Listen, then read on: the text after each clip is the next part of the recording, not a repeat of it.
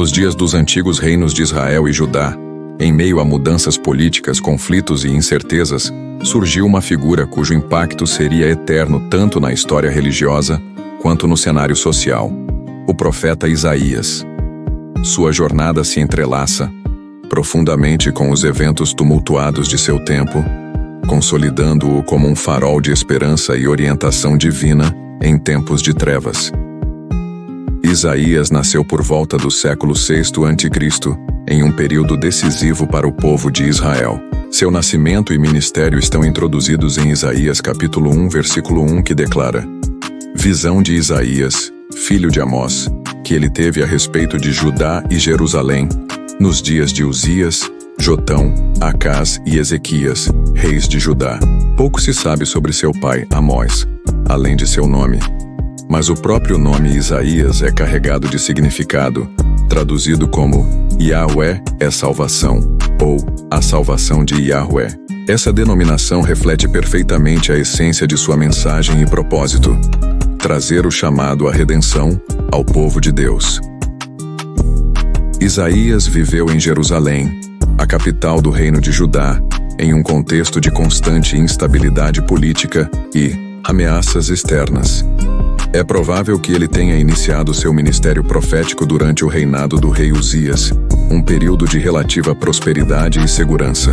No entanto, foi no ano da morte de Uzias que Isaías teve uma experiência transcendental, que marcaria o início oficial de sua vocação como profeta. No capítulo 6 de Isaías, encontramos o relato impactante da visão que mudaria para sempre a trajetória do profeta. Enquanto estava no templo, possivelmente participando de uma cerimônia religiosa, Isaías foi subitamente envolvido em uma experiência sobrenatural. Ele descreve ter visto o Senhor assentado em um trono elevado e majestoso, com as bordas de sua veste preenchendo todo o templo. Ao redor, seres angelicais conhecidos como serafins proclamavam incessantemente: Santo, Santo, Santo é o Senhor dos exércitos, toda a terra está cheia da sua glória. Esse vislumbre da santidade e da glória de Deus trouxe a Isaías uma profunda consciência de sua própria condição humana. Sentindo-se indigno diante da presença divina, ele exclamou: ai de mim, estou perdido, pois sou um homem de lábios impuros e habito no meio de um povo de lábios impuros, e os meus olhos viram o Rei, o Senhor dos exércitos. Esse momento de humilhação e reconhecimento de sua fragilidade foi seguido por um ato simbólico de purificação. Um dos serafins tomou uma brasa viva do altar e tocou os lábios de Isaías, declarando: eis que isto tocou os teus lábios. A tua iniquidade foi removida, e o teu pecado foi perdoado. Essa purificação representava a reconciliação de Isaías com Deus e o capacitava para a missão que o aguardava. Em seguida, Isaías ouviu a voz do Senhor perguntando: a quem enviarei? E quem há de ir por nós? Cheio de coragem e disposição, Isaías respondeu: eis-me aqui, envia-me a mim. Esse chamado não apenas selou a missão de Isaías como profeta, mas também refletiu sua total entrega à vontade divina. A visão o transformou profundamente, preparando-o para enfrentar os desafios de proclamar a mensagem de Deus em meio à idolatria, corrupção e injustiça social que marcavam sua época. Após a morte do rei Uzias, seu filho Jotão assumiu o trono de Judá, governando por cerca de 16 anos. Durante este período, Isaías continuou a exercer um papel crucial como mensageiro de Deus.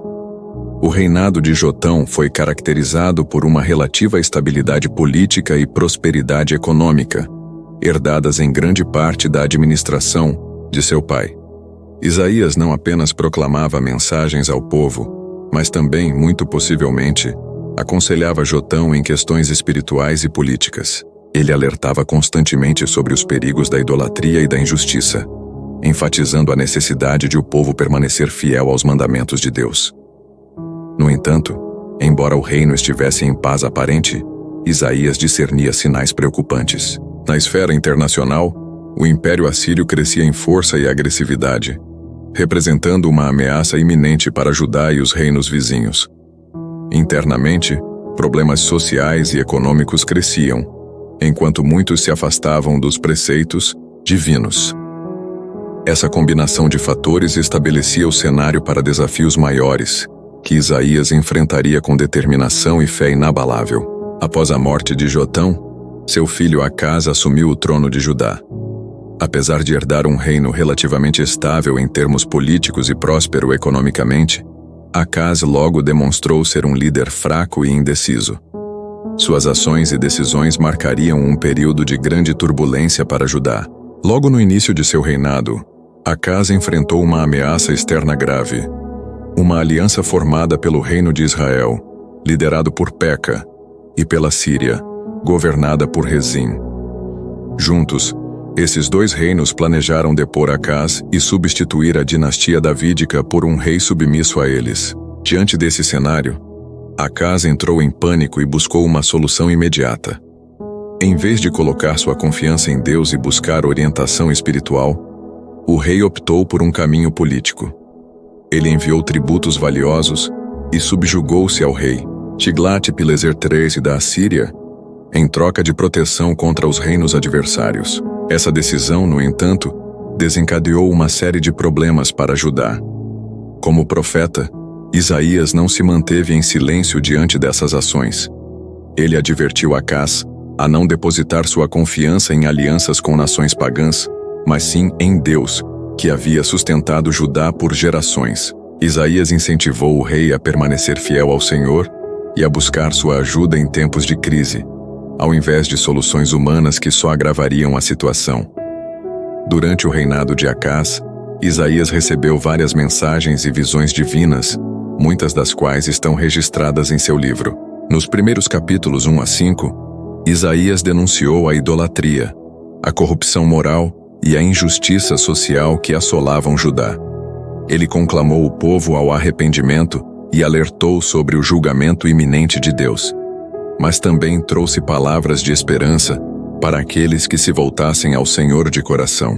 Entre suas profecias mais significativas, Isaías anunciou a vinda do Messias, que traria redenção e restauração.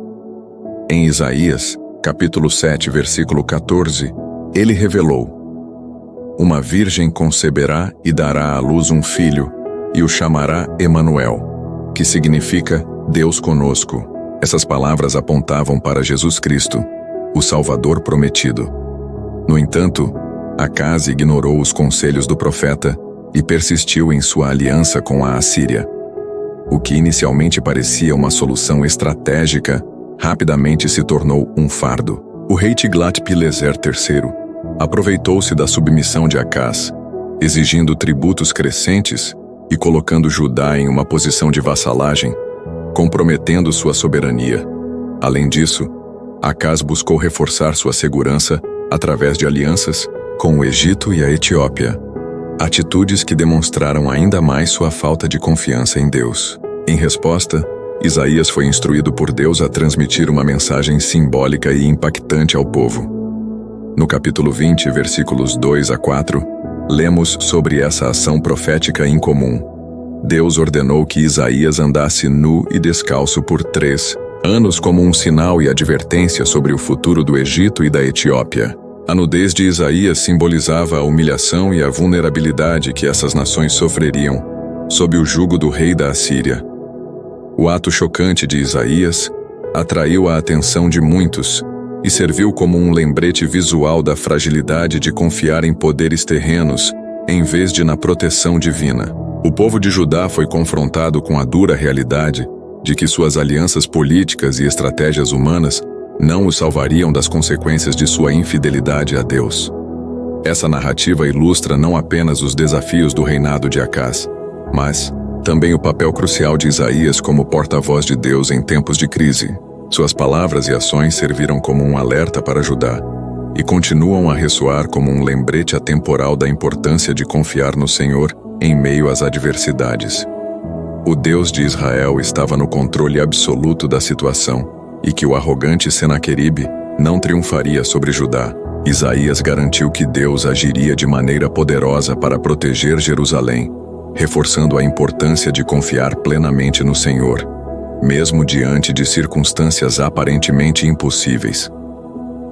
Diante das palavras encorajadoras de Isaías, Ezequias voltou-se ao Senhor com oração e fé renovada. Ele apresentou as ameaças do inimigo diante de Deus, reconhecendo que somente o Senhor tinha o poder de livrar Judá da destruição iminente. A oração de Ezequias foi um exemplo marcante de humildade e confiança total na soberania divina. De acordo com a narrativa bíblica em 2 Reis capítulo 19, versículo 35 a 36, na mesma noite em que Isaías havia declarado a promessa de livramento, o anjo do Senhor visitou o acampamento assírio e destruiu 185.000 soldados. Essa intervenção divina foi um dos atos mais dramáticos de proteção de Deus, demonstrando seu poder sobre as nações e a futilidade do orgulho humano diante dele. Senaqueribe, humilhado e derrotado, retornou à Assíria, onde foi assassinado pelos próprios filhos enquanto adorava no templo de seu Deus. Esse evento confirmou o que Isaías havia profetizado e selou o destino do rei assírio como um lembrete do julgamento de Deus contra a arrogância e a blasfêmia. A crise enfrentada durante o cerco assírio serviu como um marco espiritual significativo para Judá. Sob a liderança de Ezequias e com o conselho do profeta Isaías, o povo testemunhou o poder de Deus em ação, reforçando a mensagem de que a obediência e a confiança no Senhor são fundamentais para a sobrevivência e prosperidade. Isaías continuou a profetizar durante o restante do reinado de Ezequias, exortando o povo a permanecer fiel e a lembrar-se das promessas de Deus. Ele anunciou visões futuras de julgamento, mas também de esperança, incluindo a profecia de um tempo em que todas as nações reconheceriam a soberania de Deus. A história de Isaías, Ezequias e o cerco de Senaqueribe é uma poderosa lição de fé, humildade e dependência de Deus. Assim como Judá enfrentou crises que pareciam intransponíveis, todos nós enfrentamos desafios em nossas vidas que testam nossa confiança no Senhor. Porém, assim como Isaías aconselhou Ezequias, devemos lembrar que Deus está sempre presente, pronto para intervir e mostrar sua fidelidade àqueles que o buscam de todo o coração. Que possamos aprender a buscar a orientação divina antes de tomar decisões importantes, confiando que o Senhor, em sua infinita sabedoria, nos guiará no caminho certo, assim como fez com Judá em seu momento mais sombrio. E você? Já experimentou entregar suas batalhas nas mãos de Deus? Compartilhe sua experiência nos comentários e não se esqueça de curtir e compartilhar este vídeo para que mais pessoas sejam abençoadas. Isaías destacou a consciência de Deus sobre as blasfêmias de Senaqueribe e suas ameaças contra Jerusalém. Ele profetizou que Deus jamais permitiria a destruição da cidade. Afirmou que o exército assírio seria derrotado e Jerusalém seria salva graças ao amor e às promessas de Deus a Davi. Para reforçar a fé de Ezequias, Isaías anunciou um sinal milagroso. A sombra do relógio de Acaz retrocederia 10 graus. Esse prodígio ocorreu, demonstrando o poder de Deus e confirmando a autenticidade das palavras do profeta. Reconfortado, Ezequias depositou sua confiança no Senhor, orando para que Deus interviesse em prol de Jerusalém e demonstrasse sua soberania aos povos.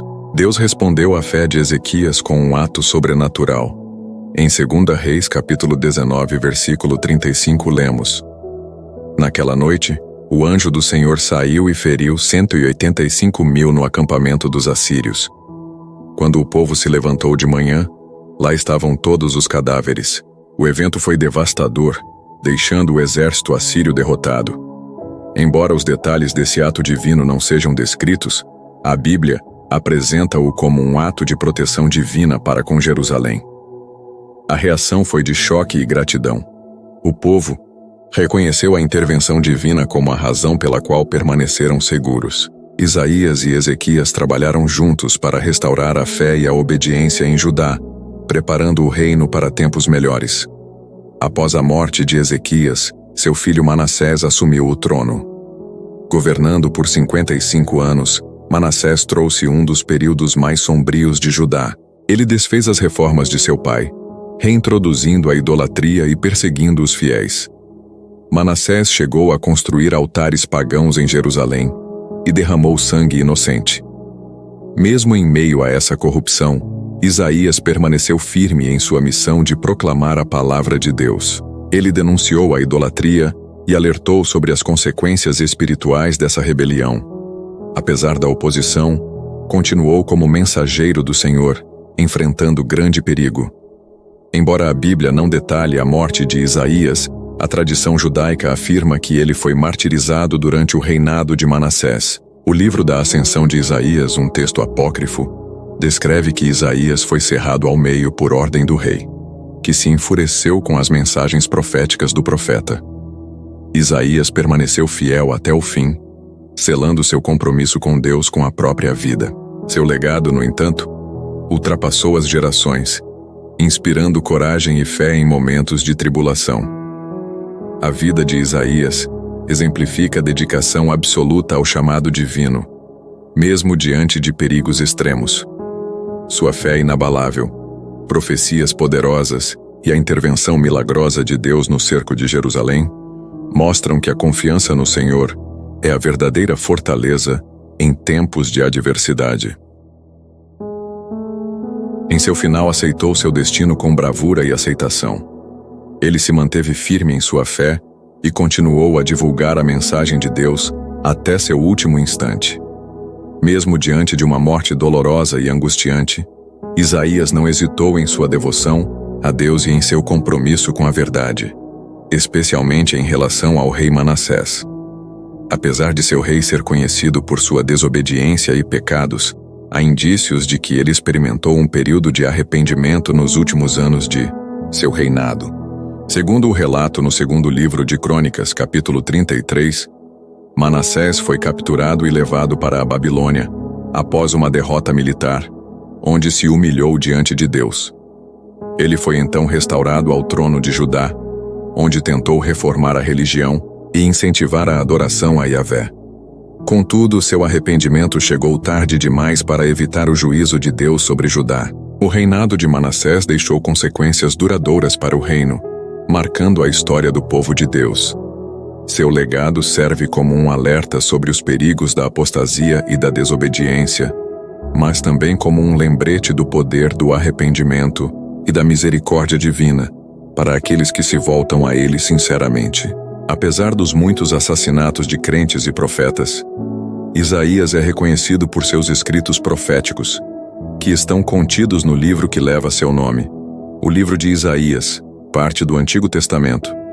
Esta obra, composta por 66 capítulos, é uma das mais longas e influentes entre os profetas do Antigo Testamento.